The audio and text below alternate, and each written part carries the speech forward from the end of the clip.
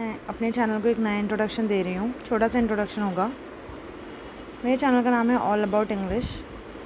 Basically सारी चीज़ें English के बारे में जो आप जानना चाहते हो, जैसे कि vocab, basic concepts of English, grammar, error, parajumbles, reading comprehension, जो भी कुछ प्रॉब्लम हो सब इसमें मैं आपको समझाऊंगी और सारे पीडीएफ्स अपलोड करूँगी। मैं एक बैंकिंग एस्पिरेंट हूँ, तो मुझे भी इंग्लिश में कई चीज़ें में डाउट है या फिर समझ नहीं आती हूँ, तो कोशिश करूँगी उन चीज़ों पर भी फोकस करूँ, जैसे कि रीडिंग कॉम्प्रिहेंशन, ग्रामर के कई कॉन्सेप्ट्स, पैराजम्बल्स, वोकैबलरी जैसे सिनोनिम्स, एंटोनिम्स, ऐसी चीज़ें जिन्हें मैं समझ नहीं पाती या फिर कंफ्यूजिंग होते हैं। पैराजम्बल्स में कंफ्यूजन होता है कई बार, तो कोशिश करूँगी कि वो मैं इसमें समझा पाऊँ और थ्रू अ वीडियो अपलोड कर दूँ। होपफुली आपको ज़रूर पसंद आएगा। तो थैंक यू। ये एक इंट्रोडक्शन था मेरे चैनल के लिए। Thank you so much.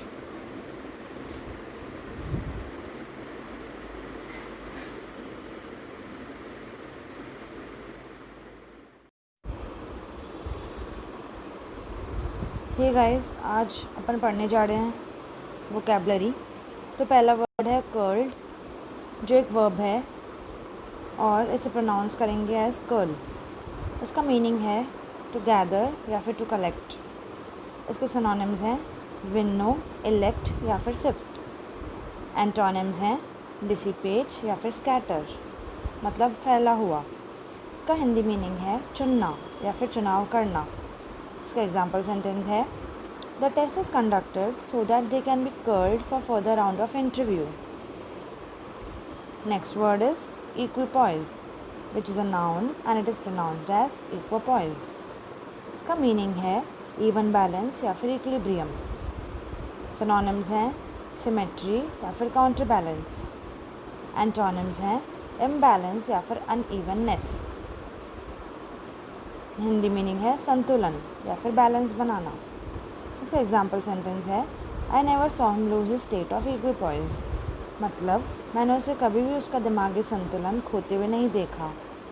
तीसरा वर्ड है devolve, which is a verb and it is pronounced as devolve. इसका मीनिंग है पास ऑन या फिर ट्रांसफ़र। सिनोनिम्स हैं डेलीगेट। एंटोनिम्स हैं असेंड या फिर इम्प्रूव। इसका हिंदी मीनिंग है गिरना।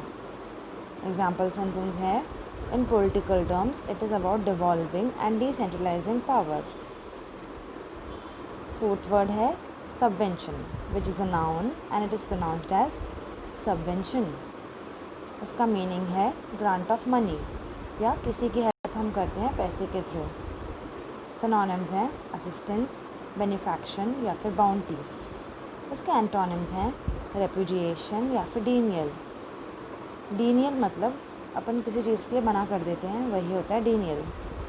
इसका हिंदी मीनिंग है अनुदान। एग्जाम्पल सेंटेंस है The opera tour was subvented by a bank. Next word is skewed, which is a verb and is pronounced as skew. इसका मीनिंग है to turn aside. Synonyms हैं distort या फिर warp. Antonyms हैं straighten या फिर maintain. इसका Hindi meaning है तिरछा या फिर slanting. Example sentence है The car skewed to the left as the driver was too busy texting to pay attention to the road. मतलब ड्राइवर को इतना पता नहीं चला कि उसकी कार लेफ़्ट मुड़ गई है क्योंकि वो टेक्सटिंग कर रहा था। The next word is prudent, which is an adjective and it is pronounced as prudent. इसका मीनिंग है सर्कमस्पेक्ट या फिर सेगेशियस। सिनोनिम्स हैं फ्रूगल, टैक्टिकल या फिर थ्रिफ्टी। एंटोनिम्स हैं हेस्टी या फिर इनडिस्क्रीट और रेकलेस। इसका हिंदी मीनिंग है विवेकी। एग्जाम्पल सेंटेंस है it is not prudent to go for swimming during hurricane. Hurricane में स्विमिंग करने जाना कोई बुद्धि का काम नहीं है। Next word is unprecedented, which is an adjective and it is pronounced as unprecedented. इसका मीनिंग है never experienced before. Synonyms हैं bizarre या फिर outlandish. Antonyms हैं familiar या फिर unexceptional. इसका हिंदी मीनिंग है अभूतपूर्व. एग्जाम्पल सेंटेंस है the preparations were made on unprecedented scale. Next word है precarious, which is an adjective and it is pronounced as precarious. Meaning है अनस्टेबल या फिर इनसिक्योर. इसके सिनोनिम्स हैं पेरिलस या फिर एम्बिगस. एंटोनिम्स हैं सर्टन या फिर अनडाउटेड. इसका हिंदी मीनिंग है अनिश्चित. इसके एग्जाम्पल सेंटेंस है I am in a precarious situation here.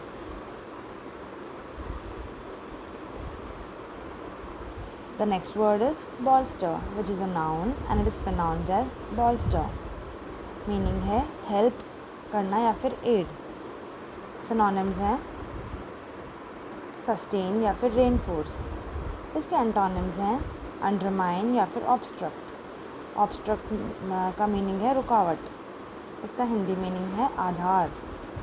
Example sentence है free tickets were given away to bolster attendance at the game.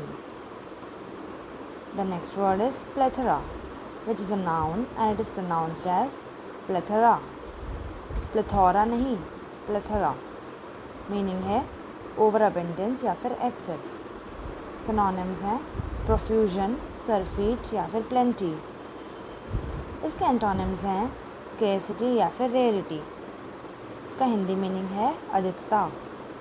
इसका एग्जाम्पल सेंटेंस है there is a plethora of students to be first in line. अगर आपको मेरा ये video पसंद आया तो इसे लाइक कीजिए, शेयर कीजिए और सब्सक्राइब कीजिए. और प्लीज़ कमेंट बॉक्स में ये मेंशन कीजिए कि आपको नेक्स्ट वीडियो किस टॉपिक पे चाहिए. Thank you.